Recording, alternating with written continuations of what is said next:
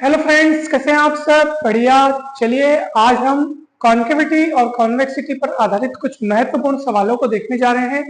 दोस्तों, इसके पहले के वीडियो में हमने कॉन्केविटी और कॉन्वेक्सिटी अर्थात अवतलता एवं उत्तलता को बहुत ही डिटेल में समझा था। इनकी परिभाषाएं हमने देखी थी तथा कोई वक्र या कोई कर्व किसी पॉइंट पर कॉन्केव या कॉन्वेक्स कब होता है इसके बारे में हमने शर्तें भी देखी थी और बहुत सारे सवालों को भी हमने सॉल्व किया था। तो काफी महत्वपूर्ण वीडियो था दोस्तों वो। तो अगर आपने वो वीडियो नहीं देखा है तो जरूर जाइए, इस वीडियो के डिस्क्रिप्शन बॉक्स में उस वीडियो का लिंक दिया हुआ है, तो जरूर जाइए उस वीडियो को पहले देखिए।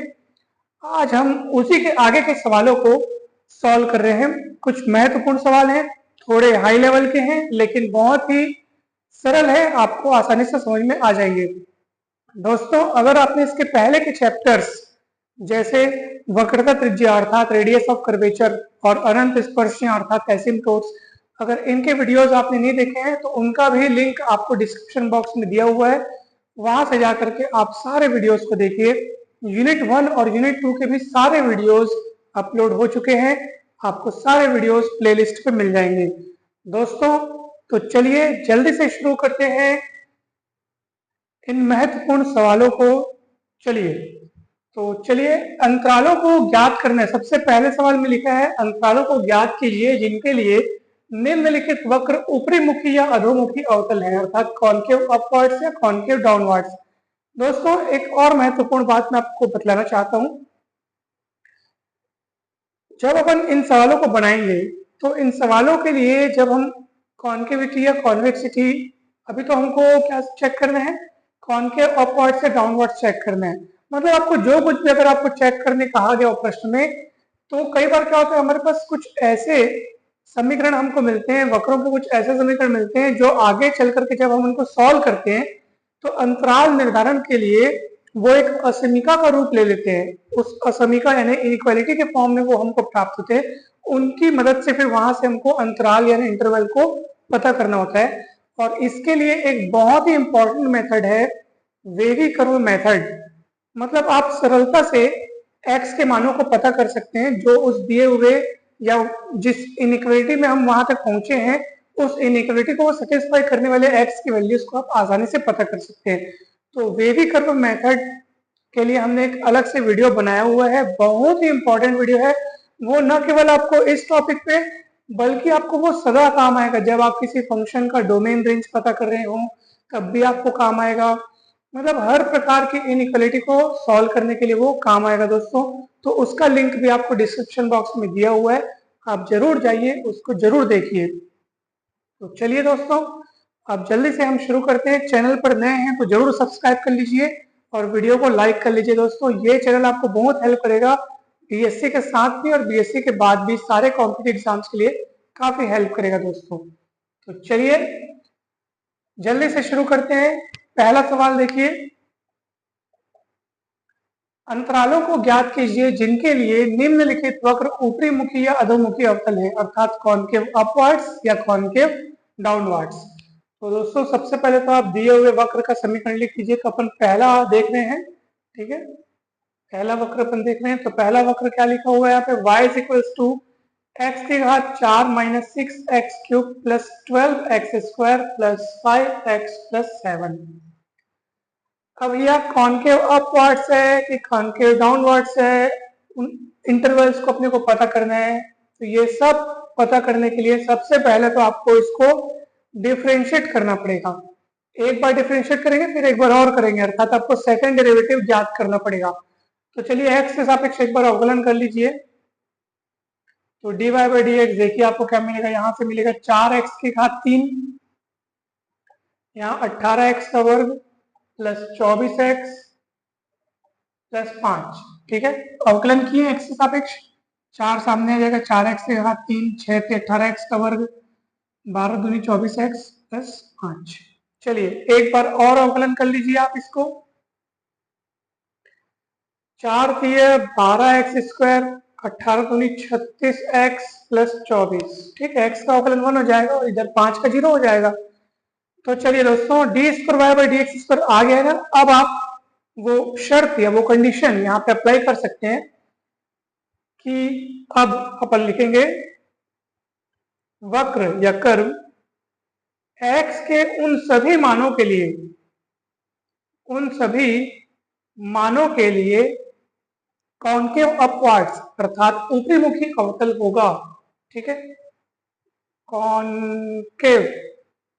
कॉन्केव अपवार्ड्स यानी कि ऊपरी मुखी अवतल। ठीक है, तो x के उन सभी मानों के लिए कॉन्केव अपवार्ड्स या ऊपरी मुखी अवतल होगा जिनके लिए d² dx square is strictly greater than 0। ठीक है, जिनके लिए d² dx square is strictly greater than 0 होगा। अब भैया इसकी वैल्यू तो आपने निकाल चुकी है, तो चलिए आप उसको वहां पे रख दीजिए। इसका मतलब ये होगा कि 12x² माइनस 36x प्लस 24 ये स्ट्रिक्टली ग्रेटर देन 0 होना चाहिए। 12 कॉमन निकाल लीजिए, x² minus 3x plus 2 is greater than 0। दोनों और 12 का डिवाइड कर लीजिए। तो दोस्तों दोनों और 12 का डिवाइड करेंगे तो क्या होगा, इधर से 12 कट जाएगा और उधर 0/12 यानी 0। तो x² minus 3x plus 2 is strictly greater than 0। ठीक है, चलिए अब आप इसको गुणनखंड कर लीजिए। तो आप सोचिए -3 यहाँ पे लिखा है, इसको ऐसे दो भागों में तोड़ो जिसको गुणा करने पर, जिन भागों को गुणा करने पर 2 आ जाए। तो ऑब्वियस सी बात है -2x माइनस x में से इसको तोड़ेंगे तो यहाँ से देखो x कॉमन निकल रहा है, x माइनस 2, यहाँ से -1 कॉमन निकल रहा है, x minus 2 strictly greater than 0 हो रहा है। ठीक है, यहाँ पे कहीं पर भी आपको डाउट हो तो जरूर पूछिए दोस्तों। चलिए x माइनस 2 कॉमन ले लीजिए, इधर x बचेगा, इधर -1 बचेगा। अब जरूरत पड़ रही है हमको कि भाई अब देखो ये एक इनइक्वालिटी है। ठीक है, और अपने को इस पूरे एक्सप्रेशन की वैल्यू इज ग्रेटर देन 0। यहाँ पे अपने को देखो भाई अपन ये कंडीशन लगाए, ये कंडीशन लगा के आगे बढ़े तो अपने को ये मिला। अब यहाँ से आगे हमको क्या काम करना है, हमको x की उन वैल्यूज का पता करना है जिनके लिए ये इनइक्वालिटी सत्य है, अर्थात x की वो वैल्यूज हमको पता करनी है जो इस इनइक्वालिटी को सेटिस्फाई करती है, और इसी के लिए हम इस्तेमाल करेंगे वेवी कर्व मेथड। तो उस मेथड में कुछ खास बातें हैं। तो पहली बात तो आप ये चेक कर लीजिए कि यहाँ पे x के सामने यानी x के जो गुणांक है वो धनात्मक है कि नहीं, आप चेक कर लो। तो x का गुणांक धनात्मक है, यहाँ पे भी धनात्मक है। ठीक है, उसके बाद ये देख लो कि इस पूरे एक्सप्रेशन के सामने में कौन सा चिन्ह है, तो यहाँ पे धनात्मक चिन्ह है। ठीक है, तो इसका मतलब ये है कि अब आपको क्या करना है, ये जो इसके टर्म्स आपको दिखाई दे रही है, जो फैक्टर्स दिखाई दे रहे हैं, आप उनको अलग अलग 0 के बराबर रख लो। तो चलिए अब मैं यहाँ पे रफ कार्य आपको करके बताता हूँ। मैं इनके फैक्टर्स को अलग अलग 0 के, ये रफ कार्य है ना, तो ये एक फैक्टर को आप 0 के बराबर रखोगे तो x बराबर 2 मिलेगा। दूसरा फैक्टर को 0 के बराबर रखोगे आप तो यहाँ पे x बराबर 1 मिलेगा। आपको कम से कम फैक्टर्स को जो है वो इक्वल टू 0 करके आपको x की वैल्यूज निकालनी है। इतना काम तो आपको करना है, बहुत सिंपल काम है, आप बिल्कुल आसानी से समझ जाएंगे ये। चलिए, तो जब आपने फैक्टर्स को 0 के बराबर रख के x की वैल्यू निकाल ली, अब आपको क्या करना है, यहाँ पे नंबर लाइन खींचना है। ठीक है, और उसमें इन वैल्यूज को आपको वहां पे दर्शाना है। तो ऑब्वियस सी बात है वैल्यूज को किस तरह से दर्शाते हैं तो आपको आता ही होगा। तो x इक्वल 1, तो यहाँ 1, उसके बाद 2 आएगा, है ना भाई, छोटे से बड़े के क्रम में यहाँ पे सजा लेते हैं अपन इस तरीके से। ये 1 हो गया, 2 हो गया। दोस्तों अब आपको जरा ध्यान देना है, देखो जब अपन वेवी कर्व मेथड पढ़े थे तो उसको तो पहले अपन बहुत डिटेल में अपन समझे थे। वहां पे हमने इन दोनों बातों की चर्चा की थी कि पूरे एक्सप्रेशन के सामने में प्लस साइन है कि माइनस साइन है, दोनों बातों पे अपन ने चर्चा की थी। अगर पूरे एक्सप्रेशन के सामने प्लस साइन है, ठीक है, लेकिन उससे पहले आपको क्या चेक करना है, सबसे पहली शर्त होती है कि हर ब्रैकेट में जितने भी वहां ब्रैकेट्स हैं, जितने भी फैक्टर्स वहां पे हैं, उसमें x का कोफिशिएंट पॉजिटिव होना चाहिए। ठीक है, ये पहली शर्त है जो कि यहाँ पे दिख रहा है अपने को है वैसा। ठीक है, उसके बाद दूसरी शर्त क्या है कि भैया पूरे एक्सप्रेशन के सामने में प्लस साइन है कि माइनस साइन है वो चेक कर लो। अगर प्लस साइन रहता है ना तो वेव को ऊपर से शुरुआत करते चलाना। ठीक है, ऐसे कुछ इस तरह। और अगर पूरे एक्सप्रेशन के सामने में अगर माइनस साइन रहता है दोस्तों, तो वेव को नीचे से चलाना शुरू करते हैं कुछ इस तरह, ये देखो ये ऐसी, ठीक है। और जो जो वैल्यूज यहाँ पे लिखी हुई है वहां से वेव जो है वो होकर जाती जाती है। तो दोस्तों ये तो चर्चा हमने पिछले यानी कि जो वेवी कर्व मेथड का जो वीडियो था उसमें हमने की थी। अब उसमें हमने सुविधा के लिए आपको ये भी बताया था कि आप कोई एक चीज हमेशा अपने दिमाग में याद रखो। तो वो सरल चीज क्या है कि आपको हमेशा क्या प्रयास करना है कि पूरे एक्सप्रेशन के सामने में प्लस चिन्ह रहे और भैया हमको वेव को फिर ऊपर से चलाना पड़े, ऊपर से शुरू करना पड़े। तो ये बात अगर आप अपने दिमाग में रख रहे हो तो आपके लिए और भी सरल हो जाएगा दोस्तों। हाँ, अब इधर पॉजिटिव बनाने के लिए मान लो इधर नेगेटिव, आप बोलोगे सर इधर नेगेटिव तो अब करें क्या? तो भैया माइनस से आप दोनों ओर गुणा कर लो आप। और आपको पता है माइनस से गुणा करते हैं तो इस इनइक्वालिटी का चिन्ह जो है वो बदल जाता है, इस बात को भी आप ध्यान रखें। ये तमाम बातें जो है ना वो उस वीडियो में समझाई गई है, इसलिए मैं बार बार बोल रहा हूँ आप उस वीडियो को देख लीजिए, सारी दुविधाएं खत्म, फिर आपको ये बहुत आसानी से समझ में आ जाएगा। दोस्तों अब आप देखो, तो हमने यहाँ पे प्लस साइन रखा, पूरे एक्सप्रेशन के सामने में प्लस साइन है, तो इसलिए हमने वेव को ऊपर से चलाना शुरू किया। अब जो जो हिस्सा ऊपर आया है वहां पे प्लस प्लस लिख दो और जो हिस्सा नीचे आया है उसमें माइनस। अब हमको किस चीज की जरूरत है? हमको तो इस एक्सप्रेशन को स्ट्रिक्टली ग्रेटर देन जीरो लाने की जरूरत है, स्ट्रिक्टली ग्रेटर देन जीरो अर्थात धनात्मक। तो धनात्मक कौन कौन से हिस्से में आप देख लो, यहाँ पे और यहाँ पे। तो इन हिस्सों को आप इंटरवल के रूप में यहाँ पे दिखाइए। अब देखो ये 1 के उस तरफ वाला हिस्सा, अब उस तरफ कितना, उस तरफ तो भैया माइनस अनंत से लेकर के 1 तक का, तो माइनस अनंत से लेकर के 1 तक का एक ओपन इंटरवल हो गया। अब आप बोलोगे सर 1 की तरफ से आपने ओपन इंटरवल क्यों रखा? क्योंकि आप खुद सोचो 1 को हम शामिल इसमें नहीं कर सकते। 1 को शामिल क्यों नहीं कर सकते सर? क्योंकि देखो यहाँ पे इस पूरे की चीज, ये पूरी जो एक्सप्रेशन है इसको हमको स्ट्रिक्टली ग्रेटर देन जीरो बताना है। अगर x की वैल्यू 1 में स्वीकार करता हूं मान लो, तो 1 माइनस 1 जीरो हो जाएगा, अर्थात इस एक्सप्रेशन की वैल्यू जीरो हो जाएगी। तो भैया जो इस इनइक्वालिटी का खंडन हो जाएगा ना, हमको इस एक्सप्रेशन को जीरो नहीं बल्कि जीरो से बड़ा बताना है, और जीरो से बड़ा दिखाने के लिए x को 1 नहीं होना चाहिए, तो 1 स्वीकार्य नहीं है, इसलिए 1 की तरफ से ओपन इंटरवल होगा, ठीक है। और ये दिखाने के लिए ना कि 1 एक्सेप्ट नहीं कर पा रहे, यहाँ पे एक छोटा सा गोला लगाते हैं, इसका मतलब ये है कि 1 स्वीकार्य नहीं है, क्योंकि हमको इसको स्ट्रिक्टली ग्रेटर देन जीरो दिखाना है। वैसे यहाँ पे एक तो यहाँ प्लस है और यहाँ प्लस है, तो यूनियन करके लिखेंगे, एक ओपन इंटरवल हमको मिलेगा 2 से लेकर के अनंत तक, ठीक है दोस्तों। यहाँ पे 2 भी स्वीकार्य नहीं, क्योंकि x जगह अगर 2 रखते तो 2 माइनस 2 जीरो हो जाता है, एक्सप्रेशन की वैल्यू जीरो हो जाएगी, जबकि हमको जीरो नहीं करना है, हमको जीरो से बड़ा बताना है। तो यहाँ पे 2 में छोटा सा गोला लगा देता हूँ इस तरह से, ठीक है। तो दोस्तों अगर वो वैल्यू स्वीकार होती है तो हम डार्क सर्कल ऐसे कर देते हैं, नहीं तो फिर ये ऐसा वाला सर्कल करते हैं अगर वो वैल्यू स्वीकार्य नहीं होती तो, ठीक है। इस बात को जब आप ध्यान रखिए आप, तो यानी कि ये भी ओपन सर्कल है और ये भी इधर भी क्या रहेगा, ओपन सर्कल ही रहेगा ना, याद रखिए कुछ इस तरह, क्योंकि ये दोनों वैल्यू एक्सेप्टेबल नहीं है, क्योंकि हमको इस इनइक्वालिटी को स्ट्रिक्टली ग्रेटर देन जीरो दिखाना है, ठीक है। तो दोस्तों ये हमको x के मान मिल गए, ठीक है, अर्थात इन दोनों इंटरवल्स के यूनियन में ये जो दिया हुआ कर्व है वो क्या होगा, कॉनकेव अपवर्ड्स होगा। अब आप सोच रहे होंगे सर ये मेथड समझाने में तो काफी समय लग गया। दोस्तों वो इसलिए क्योंकि अब हम समझ रहे हैं, जब आप एक बार इस मेथड को समझ लेंगे ना तो इसमें कुछ नहीं रखा है, बहुत ही आसानी से आप इस आंसर को यानी कि इनके इंटरवल्स को आप आसानी से पता कर पाएंगे। तो चलिए दोस्तों अब सुनिए, अब कॉनकेव डाउनवर्ड्स के लिए क्या शर्त है कि D square by D X square is less than zero होना चाहिए।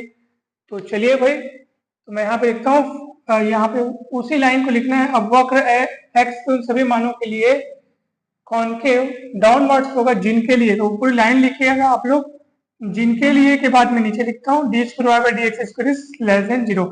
ये किसके लिए? For concave downwards. अब D square by D X square is less than zero, तो भैया इसी यही जब ग्रेटर देन जीरो था तो इसको सॉल्व करते करते करते करते यहाँ तक पहुंचे थे, इतना ग्रेटर देन जीरो। जब आप इसको लेस देन जीरो लिख रहे हो मतलब यही चीज लेस देन जीरो हो जाएगी, तो x minus two x minus one is less than zero. अब ऑब्वियस सी बात है, अब ये इसकी वैल्यू आपको लेस देन जीरो दिखानी है, तो भैया वेव आप एक बार बना चुके हो, जब वो स्ट्रिक्टली ग्रेटर देन जीरो दिखाना तो हमने प्लस वाले क्षेत्र को पकड़ा, प्लस वाली जगह को पकड़ा।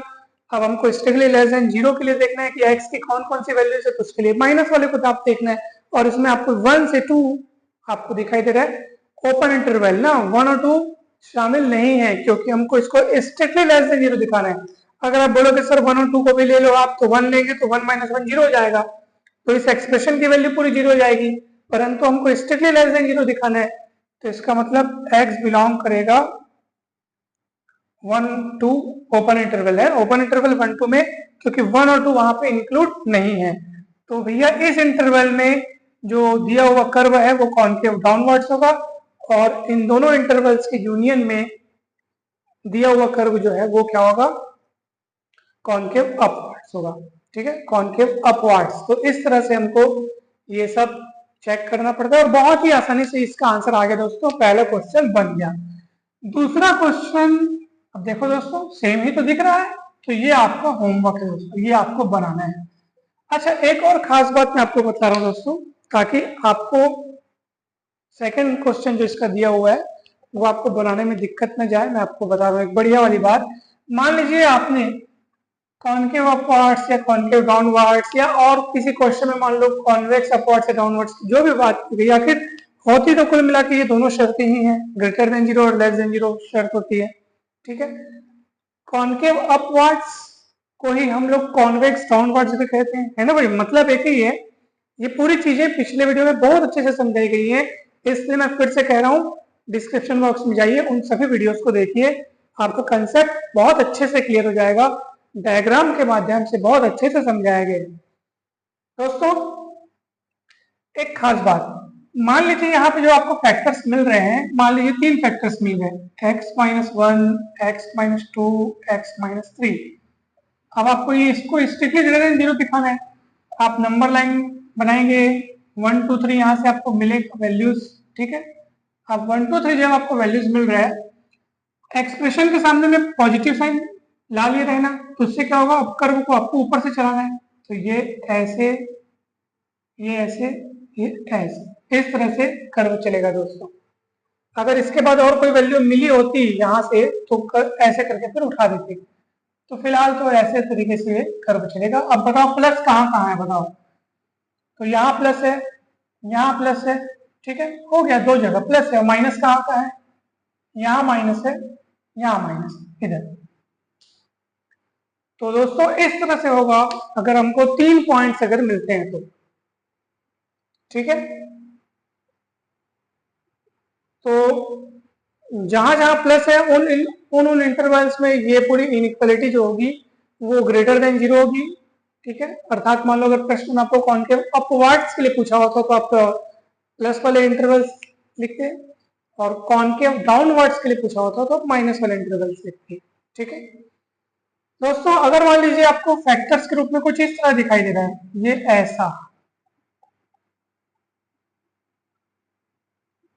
तो आप क्या करेंगे यहाँ पे, तो इस x को आप उस रूप में सोचो, x माइनस 0 के रूप में, सिर्फ x था ना, तो आपको x माइनस 0 के रूप में सोचना है।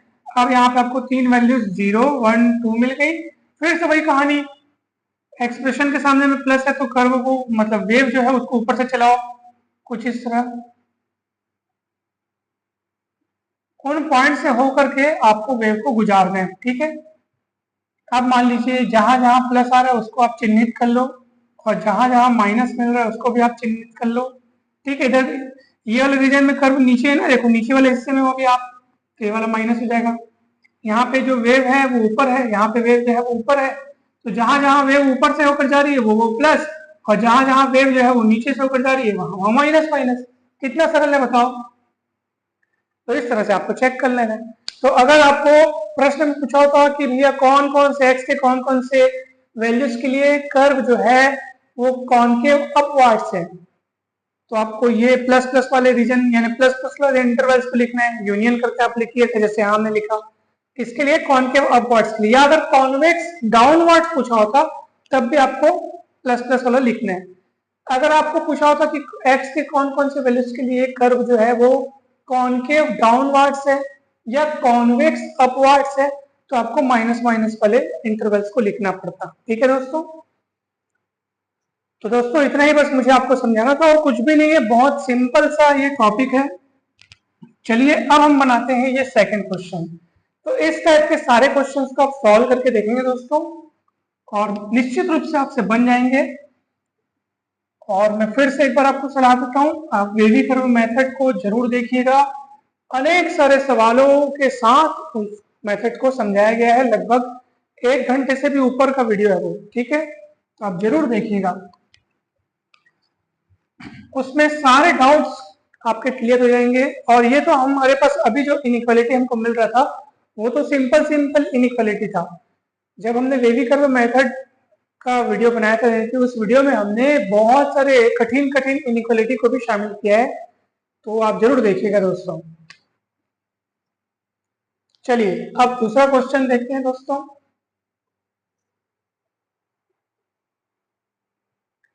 यदि -1 2 वक्र एफ एक्स बराबर ax³ + bx² का नति परिवर्तन बिंदु यानी पॉइंट ऑफ इन्फ्लेक्शन है, तो दर्शाइए कि a बराबर 1 और b बराबर 2। ठीक है, ये अपने को दर्शाना है। तो दोस्तों नति परिवर्तन बिंदु के लिए तो हमको फटाफट से इसको क्या करना पड़ेगा, डिफ्रेंशिएट करना पड़ेगा, अवकलन करना पड़ेगा। तो इसको अपन y मान लेते हैं, y बराबर F x a x³ + bx²। चलिए अवकलन कीजिए, dy/dx निकालिए, तो ये हो जाएगा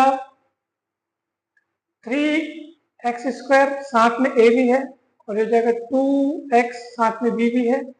एक बार और अवकलन कर लीजिए, d² तो 6xa प्लस यहाँ पे बचेगा 2b। ठीक है दोस्तों, अब आप सभी को पता होगा कि नति परिवर्तन बिंदु ज्ञात करने के लिए अर्थात पॉइंट ऑफ इन्फ्लेक्शन ज्ञात करने के लिए सेकंड डेरिवेटिव को 0 के बराबर रखा जाता है। तो अब आप यहाँ पे लिखेंगे d²y/dx² को 0 के बराबर रखने पर, तो 6xa प्लस 2b को आप क्या करेंगे, 0 के बराबर रखेंगे। यहां से आप x का मान निकालेंगे, तो -2b/6a यानी कि -b/3a। अब ये जो x का मान मिल गया दोस्तों, इसको अभी आप रोक के रखो। पहले तो आप यहां से क्या निकालो, ये जो सेकंड डेरिवेटिव आपने निकाल के रखा है उसको आप यहां से थर्ड डेरिवेटिव निकालो दोस्तों। क्यों? क्योंकि नति परिवर्तन बिंदु के लिए शर्त क्या है कि भाई इसको तो 0 के बराबर रखना ही होता है, परंतु यहां से जो x की वैल्यूज मिलेगी उन वैल्यूज को आपको थर्ड डेरिवेटिव में रख करके चेक करना होता है कि वो नॉन जीरो आ जाए, वो नॉन जीरो आना चाहिए, तब नति परिवर्तन बिंदु ज्ञात हो पाएगा। ठीक है, तो दोस्तों अब ये थर्ड डेरिवेटिव जो है वो नॉन जीरो आना चाहिए। तो भैया थर्ड डेरिवेटिव पहले आप निकालो तो सही, यहां से, तो यहां से आएगा 6a बस, क्योंकि x का अवकलन 1 हो जाएगा, ये पूरा कांस्टेंट और इसका अवकलन 0 हो जाएगा, तो 6a आया है। अब x की वैल्यू आप यहाँ पे रखो, तो आप कहोगे कि सर यहाँ तो हमको x दिख ही नहीं रहा है, तो नहीं दिख रहा है मतलब ठीक है भैया, x की वैल्यू यहाँ रख दिए समझो, क्योंकि रखने के बाद भी वहां पे कुछ परिवर्तन आएगा नहीं, क्योंकि यहाँ वहां x है ही नहीं, तो कहाँ रखेंगे। तो कुल मिलाकर ये पता चल गया कि ये नॉट इक्वल टू 0। ठीक है, क्योंकि ये x का मान हमने यहाँ पे रख दिया है ना भाई। आज हम लिख सकते हो x बराबर -b/3a के लिए, या इस पॉइंट पर, ऐसा भी आप लिख सकते हो। तो नॉट इक्वल टू 0 आ रहा है, मतलब आप समझ जाइए कि हाँ अब नति परिवर्तन बिंदुओं को मिलने वाला है जिसका x निर्देशांक यही है, और y निर्देशांक प्राप्त करने के लिए आपको x के इस मान को वक्र के समीकरण में x के स्थान पर रखना पड़ेगा। इसको 1 नंबर दे दो आप। अब x बराबर -b/3a कहाँ रखेंगे, समीकरण 1 में रखने पर। चलिए y बराबर a x³, तो इसका क्यूब करेंगे, -b/3a का क्यूब करेंगे, b x² मतलब -b/3a का स्क्वायर करेंगे। तो यहाँ से दोस्तों y का मान आपको मिलेगा। देखो ये a क्यूब हो जाएगा, लेकिन a से कटेगा तो a² बचेगा। ये देखो यहाँ पे प्लस, क्योंकि माइनस का वर्ग प्लस होता है, तो b³ होगा, और 3 के 9a² बचेगा इस तरह। अच्छा यहाँ पे भी दोस्तों मिस्टेक हो गया, b³ a² और 3 की घात 3 दिनों के 27, कुछ इस तरह ऐसा। तो y का मान क्या मिलेगा, चलिए दोस्तों देखते हैं। a² तो बेचारा ठीक है, a² कैल्शियम, a² 27 और 9 का एलसीएम निकालोगे तो आपके पास 27 मिलेगा, डिवाइड करोगे तो -b³ और यहाँ 9 3 27 तो 3b³। तो y का मान मिलेगा दोस्तों आपको 2b³ अपॉन 27a²। तो ये और ये आपके नति परिवर्तन बिंदु के निर्देशांक होगा दोस्तों। आगे की कहानी यहाँ बनाता हूँ। अतः नति परिवर्तन बिंदु क्या होगा बताइए, -b/3a और 2b³/27a²। ये नति परिवर्तन बिंदु के निर्देशांक हो गए। परंतु आप कहेंगे कि सर प्रश्न में नति परिवर्तन बिंदु तो -1 को दिया है, पॉइंट ऑफ इन्फ्लेक्शन इतना दिया है, तो मैं कहूंगा ठीक है भाई इतना दिया है तो आप उसको इक्वेट कर लो। तो चलिए अब आप तुलना कीजिए इसके इससे और इसके इससे, यानी पहले को पहले के बराबर रखना है और दूसरे को दूसरे के बराबर रखना है दोस्तों। आप सॉल्व कर लो, आप यहां से माइनस माइनस कटेगा और b का मान मिलेगा 3a और वहां से 2b³ मतलब 2b³ बराबर 27 दूनी 54a²। तो आप b बराबर 3a यहां रख सकते हो दोस्तों। तो चलिए 2 गुणित b की जगह जब 3a रखेंगे तो क्या होगा दोस्तों, 3 3 होती है 27, a³ 54a²। तो 27 दूनी 54, 54 कट जाएगा और दोस्तों a² कट जाएगा तो सिंगल a बचेगा और a का मान 1 आ गया। अब जब a का मान 1 यहां रखोगे दोस्तों तो b का मान 3, सीधी सी बात है। ये ऐसे, ये क्या लिखा है थोड़ा अस्पष्ट, में एक बार चेक कर लेता हूँ। तो दोस्तों प्रश्न में एक बार मैं चेक कर रहा हूं तो ये 3 है, ठीक है, यहाँ पे 3 है दोस्तों। तो हमको यही पता करना था, यही दर्शाना था कि a का मान 1 है और b का मान 3 है। तो a का मान 1 आ गया, b का मान 3 आ गया। कुछ भी नहीं किया हमने, पहले एक बार अवकलन किया, फिर दोबारा अवकलन किया, फिर उसके सेकंड डेरिवेटिव को 0 रखा तो x का मान निकला। थर्ड डेरिवेटिव निकाल करके आपने x के मान को उसमें रख के देखा तो पता चला कि वो नॉन जीरो आ रहा है। तो ये साबित होगा कि हाँ यहीं पर अपने को नति परिवर्तन बिंदु मिलेगा, पॉइंट ऑफ इन्फ्लेक्शन मिलेगा। फिर x की उस वैल्यू को आपने कर्व के इक्वेशन में रखा तो y की वैल्यू मिली। तो उस तरह से x और y दोनों कोऑर्डिनेट्स मिल करके यहाँ पे उस पॉइंट ऑफ इन्फ्लेक्शन वहां से हमको मिल गया। प्रश्न में पॉइंट ऑफ इन्फ्लेक्शन -1 2 है तो उसकी जगह उसको रख दिए और a और b की वैल्यू दोनों आ गई दोस्तों।